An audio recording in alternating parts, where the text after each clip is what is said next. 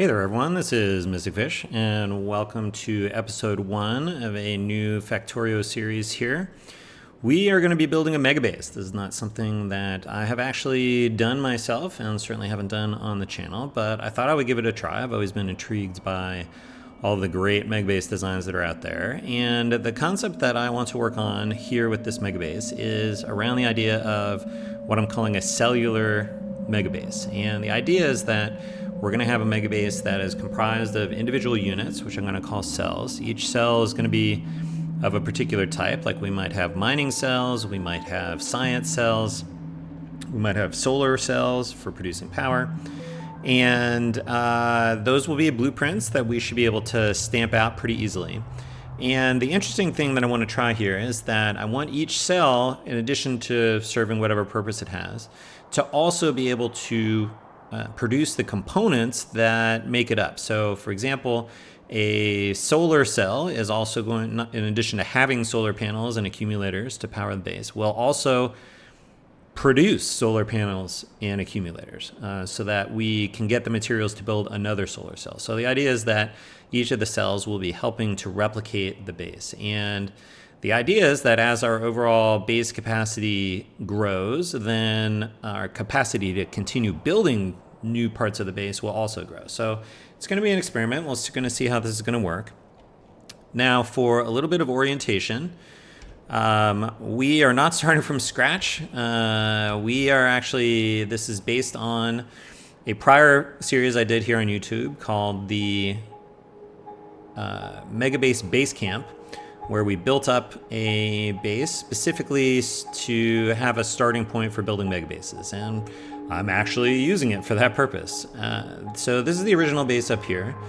If you're interested in how it got here, you can check it out. We're not going to be spending a lot of time up here, and so we don't really need to understand a lot about how it works. The main things to understand here are this base did get to the point of being able to research all of the sciences. I have cut the science off for right now, so that we can do further research in the Megabase as we build it. But that also just preserves the existing resources that I have hooked up to this base. You can see we did get into the infinite text, so I've researched a handful of the infinite texts. The other main thing I think to understand here is this base also has a hub, which we will use for initially bootstrapping our Megabase. So we need some materials just to get started, so this will be able to produce that for us. This base runs on nuclear power, so we've got a nice nuclear power plant. We've got plenty of extra capacity. So initially we're going to be relying on this to power the first parts of the Megabase, but we want to get this self-sustaining as we go. I guess the other thing to note is we do have walls around the outside. Biters are turned on. This is a default settings map. And the walls have flamethrowers and laser turrets and artillery, and so and they're also set up with an automated system for replenishing the defensive supplies. So this whole base should largely be able to sustain itself without our interference. And instead, what I've done is I've come down here. I have some Spidertrons with rocket launchers, and I've gone and just cleared the biters out of a whole big area here. And around the outside, I have put up just a row of laser turrets just to keep the biters out, which I'm calling this the chain link fence. There's certainly gaps, you can walk through it, but should do a good job of keeping the biters out at this point. Let's see, what else is there to talk about? I did lay out a basic electric grid over the whole thing. There's a radar in each of these corners here. And each of these squares here for the electric grid is exactly the same dimensions as what radar will cover, and so that lets us keep this whole area lit up with radar. I've taken some out here because we're going to come and do a little bit of design work over here. Okay, so we do have all the basic supply, resources in here, so that'll let us get started. Over time, I expect we're going to have to continue expanding this. So the original start here is up in this area, right? We actually still have the original spaceship there. And so the further we go out in this direction, the bigger the resource patches and the richer they should get as we go. So as the base grows, we will continue sort of pushing down and out and away from the original base. Okay, I think that's all the orientation that we want to have here. So I want to talk a little bit, and for the rest of this episode, we're going to just lay out the basic train system that we're going to use. The base up here was had a train system, which if we take a look at this real quick, which was based on a 100 by 100 grid. So we had things that were snap to grid. This let us snap things down pretty easily, make sure the rails were aligned, and things of that sort. So we're going to use this as sort of a basis for building things out, and that'll let us initially connect back to the trains of the original system. I don't actually expect that we'll do a lot of crossover of trains. I think this will mostly be just for my own transportation largely, or being able to shuttle things from the hub down for us to use as we build stuff. But again, I think the idea is that we want to start making this self-sustaining, and after time we won't be doing any sort of moving up here. So this original base was based on 1-4 trains, and so if we look at the T-junction here, the idea is we've got these rail signals here along the segments, and a 1-4 train just fits inside here. So that is one locomotive, 4 cargo wagons. One will fit here, one will fit here, and so on. So we have the ability for a train to sit in any of the straight segments here. And I think for the Megabase, I want to use larger trains, either 1/8 or possibly 2/8 or 1/8-1 or something like that. Part of the reason there is as we have bigger and richer resource patches, we obviously will be producing a lot more ore at any given point in time, and having larger trains means that we will have fewer trains moving around. That should help with train congestion. So what I'm going to do, and we're going to use this as the basis for our rail system. So first I'm going to make a copy of this, and I'm going to edit it. And what I'm going to do is I'm going to take out the signals at the edges. So I'm right-clicking on these. Actually, we're missing them there from the blueprint, so that's good to know. We're going to take these out. We're going to call this T-junction no signals, just so that we remember what it is. We're going to save. Okay, now, the reason we want to do T-junctions is a lot of megabases that are based around a grid concept with city blocks or things like that end up with 4-way intersections, and those are notoriously hard to get right for the signaling and to allow for good throughput. And generally speaking, we understand a lot better how to do 3-way intersections. Now, I have seen some bases that are based on a hex layout, which is pretty cool because all the intersections are 3-way. In fact, I've tried building some of those myself. What I've found is the weird diagonals. It looks cool, but the weird diagonals make it hard to lay some other stuff out because so much more of the game is based around rectangles. So in particular, roboports, right, have a square area of effect, and that's hard to fit into the corners of a hex. So I have an alternative pattern, which we're going to lay out here, which is based on something called a herringbone pattern. And we can build it completely out of T intersections, and it will allow us to tile over this whole megabase area.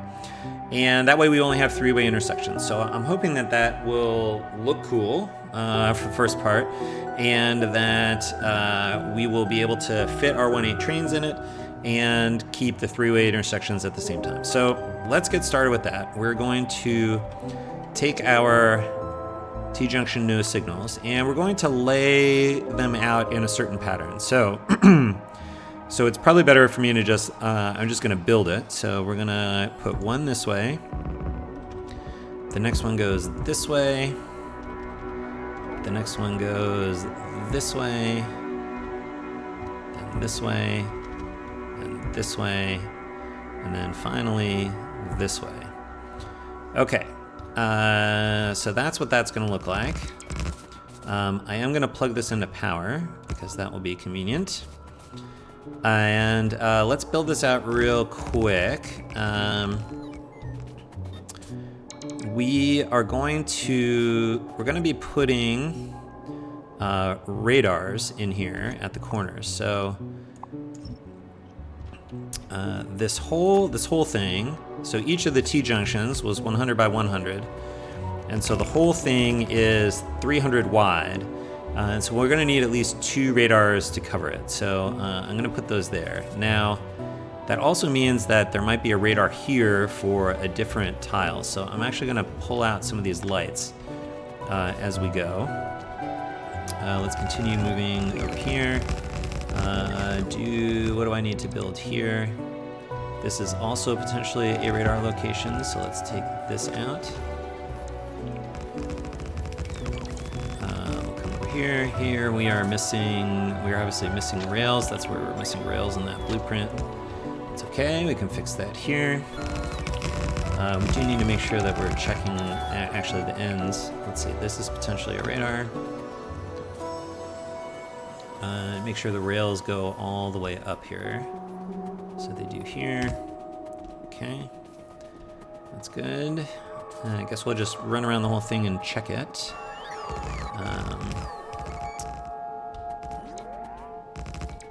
This is potentially a radar position.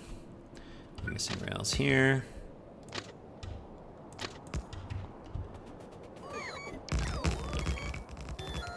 Okay, and then we want a radar here.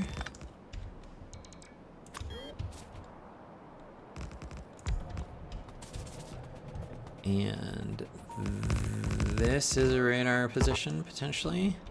So it's sort of like all of the spokes that are coming off of here could be radar, where we want to put radars for the neighboring cells. So that's like this one. Are we missing rails down here? That's a good question. That goes down to there. That's too far. Okay, I think that's right. All right, let's come, let's see what's here. We're missing some rails here.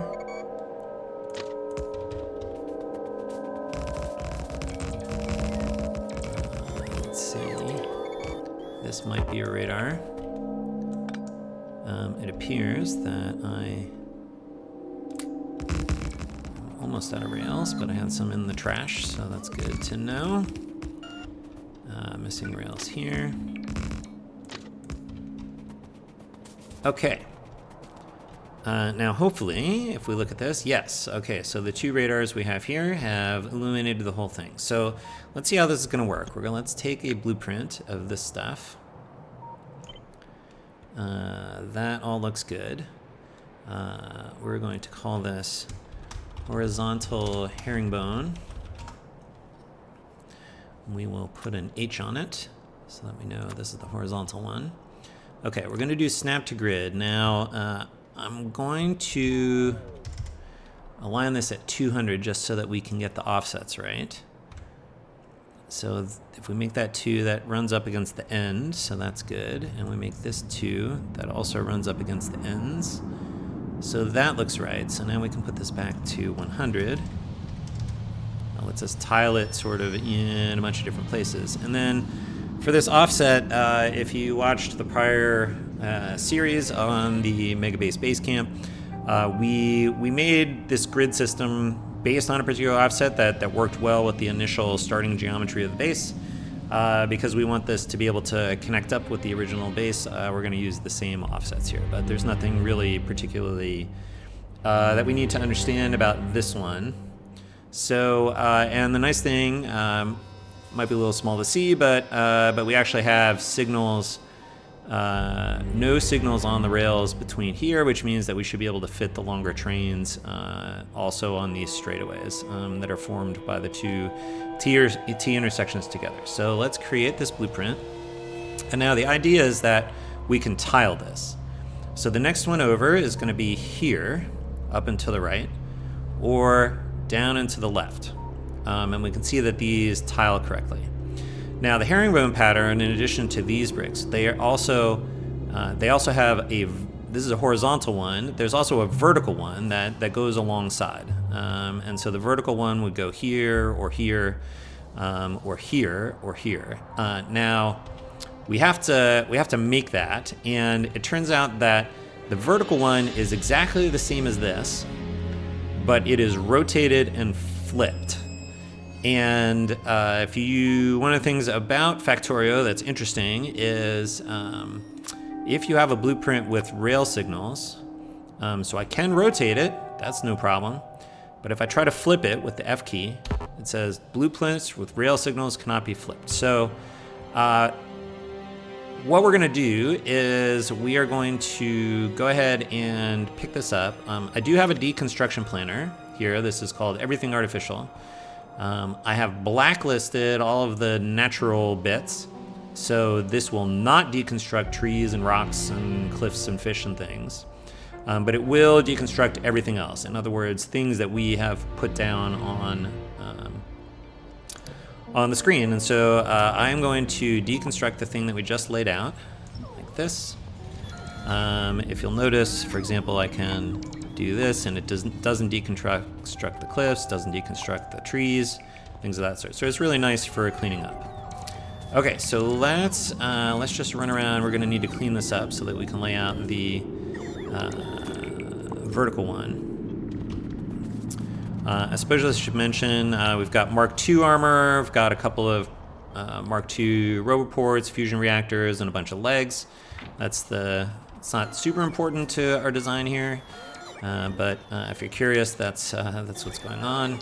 That's the nice thing about starting from the base camp save, is that we've researched all the techs. We've got some Spidertrons already set up that have special purpose. We may look at those as we get into building the Megabase.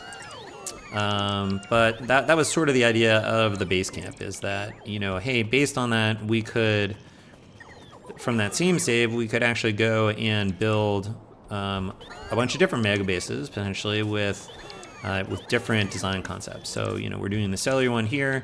We'll see how this goes. If this works out well, maybe we'll do some different Megabases if we sort of get a good concept for an additional one. But first things first, let's finish the one we're working on. We'll go pick this stuff up, and what we're going to do is we're going to do a quick hack to build the vertical one. And so let's get back into map view, or let's see. Here's the horizontal one. So what I want to do is I want to make a copy of this and edit it, and we're going to call this no signals. And what we're going to do is I'm going to right click on the rail signals here. And so that will take them out of this blueprint. So we'll save this just for a minute. Here's the no signals one. So that was rotate. That was the one that we just built, right? So we're going to rotate it, and then we're going to flip it. And because there's no rail signals, it will successfully flip, okay? So we can lay that down. Let's go connect it to power. We don't actually have to fill all this in because we can make a blueprint from the ghosts just fine. But we do need to make sure that we run power to the two radars that are part of this this particular blueprint. And there, that radar's on. We need to get the one over here in this top corner. That one's already powered. Okay, great. So we should be able to see this whole thing, which we can. And now what we're going to do is we're going to go back to our original T-junction. This is the one that, I don't know, let's see, this one. This has the no signals on the end, which is what we want, but it does have all the signals around the intersection. So what we're going to do is we're just going to stamp this back over what we already had. Like that. That'll put the signals in. And now we can blueprint this thing. And we can call this vertical herringbone. Call this a V. This will be, let's do the same alignment tricks here. Let's make sure this aligns right. 2 and 2. I think that works right. This will be minus 12, minus 24. We're going to create blueprint. That's the vertical one. Okay, that did align right there. Okay, and then just to show how these go together, the vertical ones, and here, let's put these down here so that we have easy access to it. That's the horizontal one, that's the no signals one, so we want this one. We are now done with this one, so we can get rid of it. We're now done with this one and this one.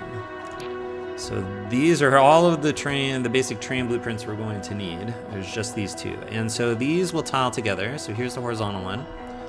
The idea is that, that the next horizontal one is also down and to the left or up and to the right. And the horizontal ones tile next to them like this. So they will interleave and be able to tile the whole thing over. It does look like actually what we saw there is, oops, let's get the horizontal one. When I try to put the horizontal one here, we can see that there is that red bit, so we did not actually get the lights out of the way of all of the potential spots here. So we do have to, but we can edit that. So we can edit this. This was the light that was in the way, so we can right click that, save. If we come in here, we can get rid of that. And now, let's see. Okay, now the radar goes in right correctly there. It does not go in there. Okay, so we gotta, so we'll just, we'll fix the blueprints as we go when we find where they collide with the radars. But that is the basic idea. So we're gonna be able to tile the whole area of the Megabase just with this pattern. You may recognize it, you may have seen this before on brick sidewalks or hardwood floors or things of that sort. And what we're gonna do, I think, that's what we're gonna do for this episode, just a little orientation, building the basic blueprint. What we wanna work on next episode is I think we need to start with capturing all of the basic materials. And so we're gonna start to try to figure out what the base cells are going to look like, at least some of the mining cells and so on. And that'll be exciting, and that will be a problem for future Mystic Fish, as we like to say. So that's it for now. Thanks for watching, and as always, we'll see you next time, and until then, bye.